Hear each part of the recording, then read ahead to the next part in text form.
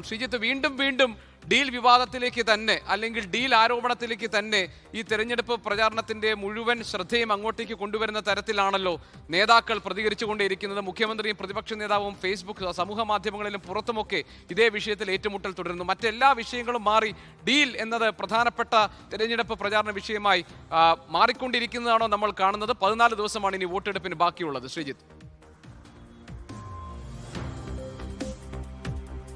ഗോപികൃഷ്ണൻ നേരത്തെ ദിലീപ് സൂചിപ്പിച്ച പോലെ CPIM BJP ഡീൽ എന്ന കോൺഗ്രസ് മുന്നോട്ട് വെച്ച ആരോപണത്തിൽ ചുറ്റിത്തിരിയുകയാണ് നമ്മുടെ പൊതുതെരഞ്ഞെടുപ്പുമായി ബന്ധപ്പെട്ട ചർച്ചകൾ. എന്നാൽ ദിലീപ് സൂചിപ്പിച്ച CPIMന്റെ ഗ്രാൻഡ് ഡിസൈനിന്റെ ഭാഗമായി നടക്കുന്ന ചർച്ചകളാണ് എന്ന അഭിപ്രായത്തോട് യോജിക്കാൻ നിർവാഹമില്ല. കാരണം അതിന് മറ്റു കാരണങ്ങൾ കൂടിയുണ്ട്. CPIMും കോൺഗ്രസും തമ്മിലൊരു ധാരണയുണ്ട് എന്ന് ചൂണ്ടിക്കാണിക്കുന്നതിനായി കോൺഗ്രസ് മുന്നോട്ട് വെച്ച ചില ഉദാഹരണങ്ങളും ചില മണ്ഡലങ്ങളിലെ സ്ഥാനാർത്ഥികളുമായി ബന്ധപ്പെട്ട പ്രശ്നങ്ങളുമുണ്ട്. അതാണ് ഈ ആരോപണത്തെ സാധൂകരിക്കുന്ന ഘടകം. അങ്ങനെ ആരോപണം വളർന്ന് അതിന് തെളിവുകളുമായി കോൺഗ്രസ് നേതൃത്വം മറ്റും മുന്നോട്ട് വന്ന ഘട്ടത്തിലാണ് CPIM നേതാക്കൾ, പ്രത്യേകിച്ച് മുഖ്യമന്ത്രി പിണറായി വിജയൻ അടക്കമുള്ള ആളുകൾ VD സതീശന് നേർക്കുനേർ നിന്ന് മറുപടി പറയുന്ന സ്ഥിതിയിലേക്ക് വന്നത്.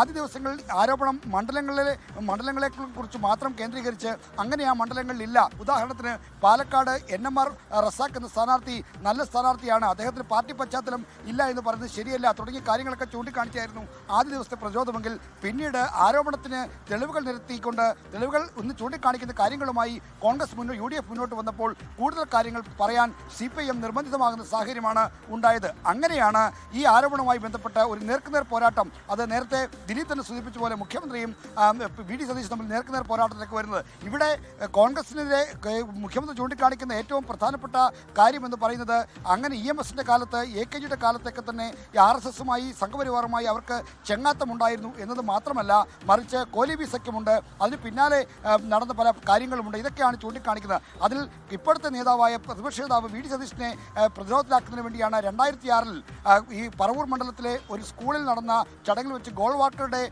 ഛായാചിത്രത്തിന് മുന്നിൽ അദ്ദേഹം വിളക്ക് കൊളുത്തുന്നു എന്നുള്ളത്. അത് ഇപ്പോൾ ചൂണ്ടിക്കാണിക്കാനുള്ള പ്രധാനപ്പെട്ട കാരണം RSSുമായി ചെങ്ങാത്തമുള്ള ആളാണ് സതീഷ് എന്ന് വരുത്തി തീർക്കുന്നതിന് വേണ്ടിയാണ്.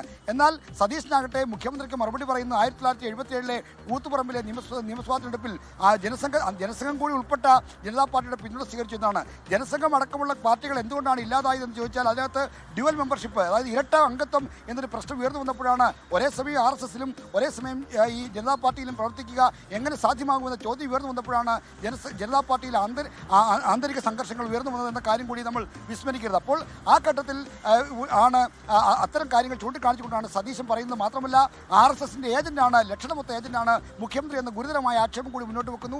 അതിനായി അദ്ദേഹം ചില തെളിവുകളൊക്കെ തരുന്നുണ്ട്. അങ്ങനെ ഈ BJP CPIM ഡീൽ എന്ന ആരോപണത്തിൽ ചുറ്റിത്തിരിയുകയാണ് നമ്മുടെ പ്രചരണ രംഗം. അതിൽ നിന്ന് മാറി മറ്റു വിഷയങ്ങളിലേക്ക് ഇത് വരുന്നില്ല. കാരണം ഈ വിഷയത്തിൻ്റെ തീവ്രത കൊണ്ട് തന്നെയാണ്, പ്രത്യേകിച്ചും ഇത് വോട്ടുകളുടെ ധ്രുവീകരണം ലക്ഷ്യമിടുന്നുവെന്ന ദിലീപിൻ്റെ വാദത്തോടെ ഞാൻ യോജിക്കുന്നു. CPIMന് ഇപ്പോൾ പ്രതീക്ഷ വെക്കുന്നത് ഒരു ഭൂരിപക്ഷ ഏകീകരണത്തിലാണ്. അത് വസ്തുത അങ്ങനെയാണ് അവർ വിചാരിക്കുന്നെങ്കിൽ പോലും അതിന് പര്യാപ്തമായ ഒരു തന്ത്രമല്ല ഇപ്പോൾ നടന്നു വരുന്നത് എന്നുകൂടി പറയേണ്ടിയിരിക്കുന്നു.